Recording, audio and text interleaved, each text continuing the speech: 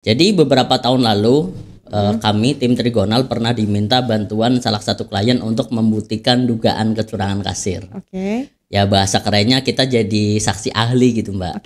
Oke. Jadi ketika itu kita alhamdulillah berhasil membuktikan dugaan kecurangan dan penggelapan uang yang dilakukan oleh kasir dengan menggunakan sarana software kasir iPos. Ngopi-ngopi. Ngobrolin program iPos. Assalamualaikum warahmatullahi wabarakatuh. Apa kabar nih teman-teman semuanya? Oke, pada kesempatan kali ini saya dengan Dinda dan narasumber kita Mas Aziz sebagai konsultan di Trigonal Software mau membahas topik yang cukup menarik yang lagi ada di sosial media baru-baru ini sedang cukup viral terkait dengan kecurangan dari oknum-oknum kasir. Oke, yang tentunya sangat merugikan. Oke, sebelum lanjut kita lihat cuplikan berikut ini. Saya mengakui bahwa saya telah mengambil uang senilai 45 juta rupiah dengan nominal sehari 500.000. Kemarin lewat di media sosial saya, ada karyawan katanya mencuri dana perusahaan untuk hand-on itu 1,3 miliar rupiah. Dan hari ini kita langsung ketemu dengan korbannya, Mbak. Mas Aziz, setelah kita lihat videonya, ternyata cukup mengerikan ya. Ada yang sampai ruginya dalam nominal yang fantastis ya. Ya bener Mbak, kerugiannya nggak main-main ya. Iya baik. Oke, Mas Aziz nih, kita kan sebagai Trigonal Software kita jual program yang nggak cuma program aja, tapi pasti ada benefit lain nih. Nah, misalkan kita sudah ada kecurigaan atau kita mencurigai di usaha kita atau misalkan oleh pegawai kita ada penggelapan dana yang sudah terjadi seperti di video sebelumnya ya, na'udzubillahi min dzalik. Sebaiknya langkah awalnya tuh kita harus seperti apa ya? Oke, yang jelas yang pertama kali harus kita lakukan itu tetap tenang, jangan panik atau emosional. Karena hal ini mesti dihadapi dengan kepala dingin, jangan sampai nanti malah makin panas seperti itu. Terus seperti itu Mbak Dinda. Jadi tetap tenang. Oke, teman-teman kalau misalkan mungkin mengalami hal yang sama atau sudah melihat tanda-tanda nih ya, tenang teman-teman, biar nggak semakin kisruh, nggak semakin panas, biar kita juga bisa fokus berpikir solusinya harus seperti apa gitu. Oke, terus gimana ya Mas anaknya kalau udah seperti itu? Ya, setelah tenang selanjutnya kita bisa ambil langkah taktisnya nih. Taktisnya, teknisnya seperti itu. Yang pertama kita buktikan dulu bahwa ada kejadian penggelapan. Jangan sampai kita cuma main tuduh aja. Atau kecurangannya memang ada. Nah caranya dengan melakukan audit. Nah ini maksudnya buat mengumpulin barang bukti ya Mbak. Jadi kita kumpulin dulu barang bukti, catatan transaksi, rekaman CCTV jika ada, laporan keuangan dan catatan stok. Lalu kita bandingkan buat mencari ketidakcocokannya. Kedua, kita wawancara satu-satu nih karyawan kita. Istilah kerennya investigasi internal. Nah, pasti kita sebenarnya sudah punya kecurigaan kan siapa karyawannya atau personal mana yang kita curigai. Nah, investigasi ini untuk lebih memastikan atau mengumpulkan informasi yang lebih detail karena kita tidak boleh asal menuduh tanpa bukti kan. Gitu. Dan yang tiga, baru deh kita datangi si kasir yang kita curigai itu sambil membawa barang bukti. Istilahnya kita konfrontir. Tapi tetap kita lihat dia punya argumen apa. Jadi tetap kita kasih pendapat dia seperti apa. Yang jelas posisi kita kuat dengan barang bukti yang sudah kita pegang ini. Dan yang terakhir, kalau dia sudah mengaku, baru deh kita ambil langkah tegas sesuai kebijaksanaan perusahaan atau toko. Bisa pemecatan atau lebih tegas lagi kita laporkan ke polisi. Ini fungsinya buat semacam efek jera, biar dia juga jera, terus yang lain juga nggak ikut-ikutan melakukan itu. Oke, berarti ada 3 langkah. Yang pertama kita audit dulu, setelah kita audit kita investigasi teman-teman dan lingkungan sekitar. Yang ketiga baru kita datangi si personnya. Ya, betul seperti itu. Sama tadi kita ambil tindakan kebijaksanaan kita seperti apa setelah bukti-bukti itu terkumpul. Oke, baik. Jadi langkahnya juga harus benar-benar step by step, harus runut ya Mas ya? Iya, betul. Oke, baik.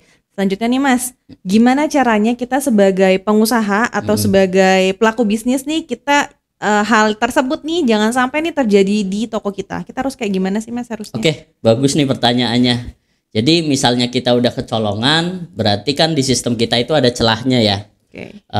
Ini diperiksa nih Mbak, ada celah di mana, yang memberi kesempatan untuk oknum kasir itu berbuat curang, jangan sampai itu terulang kembali. Oke. Kalau kata Bang Napi nih, ingat, kejahatan terjadi bukan semata-mata karena ada niat dari pelakunya, tetapi juga karena ada kesempatan. Waspadalah, waspadalah. Kan seperti itu kata Bang Napi. Oke, baik. Nah, gimana nih Mas harusnya kelas selanjutnya? Ya, jadi setelah kita tahu nih celahnya di mana, langsung harusnya kan kita harus perbaiki nih. Jangan sampai itu tadi terulang kembali, tutup celahnya, perbaiki sistem keamanan di toko kita, misal membuat SOP yang jelas. Jadi nanti kita harus tentukan apa saja sih SOP yang nantinya dijalankan, kemudian mungkin penambahan CCTV bisa dilakukan juga buat tambahan bukti, karena itu kan salah satu bukti terkuat ya dalam bentuk visual. Gitu. Berarti kan kita tadi sudah tahu langkahnya, kita sudah tahu cara mengantisipasinya dari segi sistem atau dari segi lingkungannya tersendiri. Betul. Nah, misalkan ada lagi nggak Mas cara-cara untuk menghindari kecurangan-kecurangan dari tim dari kita sendiri nih yang internal? Ada dong. Nah, selanjutnya kita mesti rangkul nih karyawan kita. Bisa jadi kejadian sebelumnya karena kita kurang dekat sama karyawan. Bisa. Lalu kita sosialisakan lagi nilai dan etika kerja di toko kita. Ke semua karyawan ya, jangan pilih-pilih karyawan. Jadi semua harus kita sosialisasikan. Kalau kita dekat karyawan, kita dekat dengan karyawan, akan lebih mudah tuh memasukkan nilai-nilai itu. Jadi kita bangun semacam ini ya, apa namanya, hubungan yang kedekatan baik, emosional dengan karyawan. Benar juga. Terus berikan juga pelatihan tentang pencegahan kecurangan. Tujuannya untuk meningkatkan kesadaran dan integritas tim atau karyawan kita. Jadi karyawan juga tahu bahwa kecurangan itu bisa dihindari, bisa dicegah. Itu seperti itu. Baik, berarti cukup kompleks ya. Jadi kita harus tahu cara cegahnya, kita harus tahu orangnya seperti apa sih, tipe-tipenya mungkin. Betul. Dan kita juga ternyata ada faktor-faktor nih yang membuat mereka mungkin kurang dekat, atau misalkan ada sesuatu yang pengen diceritain gitu ya. Ya, apalagi kan setiap person itu bisa beda-beda ya. Jadi kita sebagai owner itu harus tahu. Oke, kalau misalkan Mas Ede kita hold dulu, silahkan boleh ngopi dulu. Atau baik. silahkan. Oke, teman-teman di rumah boleh juga sambil ngopi biar makin enak, makin mantep dengerin tips-tips atau topik hari ini gitu. Oke, izin lanjut ya Mas ya. Oke, selanjutnya gimana nih Mas enaknya? Oke Mbak, selanjutnya kita lakukan evaluasi atau audit secara rutin dan dadakan. Jadi ada yang rutin misalnya sehari sekali, seminggu sekali, atau kita tiba-tiba aja ngecek gitu ya. Kayak dadakan kayak tahu bulat. Oke. Jadi sidak itu untuk memastikan operasional toko itu berjalan dengan benar. Itu. Nah, untuk melaksanakan evaluasi secara berkala, kita butuh alat tambahan nih.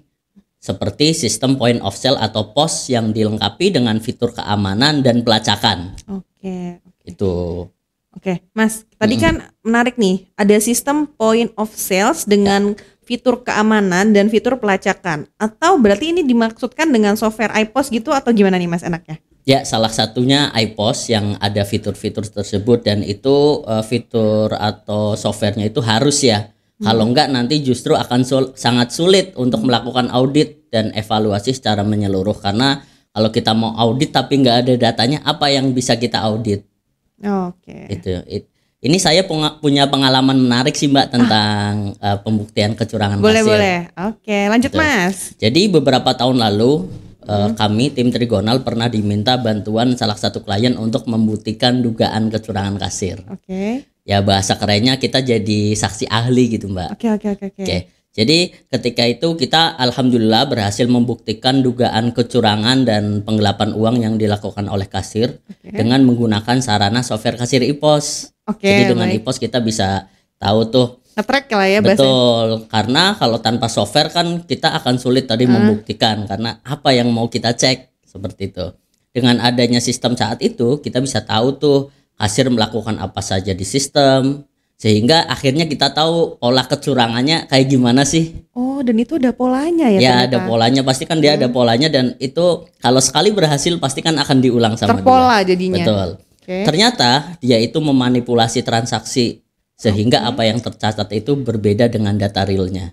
Jadi pembelian dia manipulasi penjualan dan lain-lain, sehingga itu menyebabkan kerugian yang lumayan tuh buat toko.